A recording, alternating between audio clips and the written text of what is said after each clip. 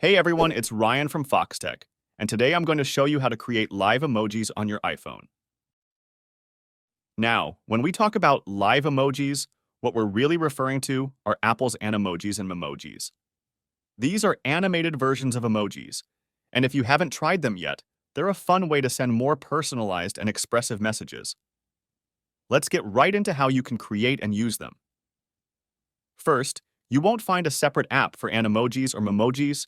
They're built right into the Messages app.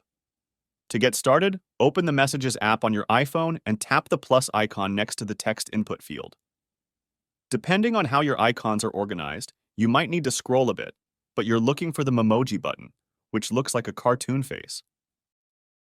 Once you tap on the Memoji icon, your front-facing camera will start tracking your face. This uses the same depth sensing technology that Face ID uses, so it's able to pick up on all your facial movements.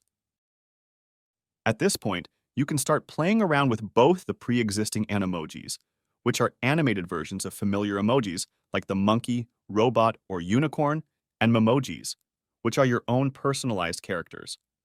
You can scroll through the available options to find the Animoji or Memoji you want to use. Keep in mind, only a limited number of emojis can be animated, so you'll be working with what Apple provides. Now, if you want to take it a step further and create your own custom emoji, it's super easy. Just tap the plus button to create a new one. From there, you can customize everything: skin tone, hairstyle, eyes, facial features, and even accessories. Once you've got your Memoji looking just the way you want, tap Done to save it. Your custom Memoji will now be available anytime you want to send a live emoji message. Once you're happy with your Animoji or Memoji, you can record a short video with it mimicking your facial expressions and voice and send it directly in a message.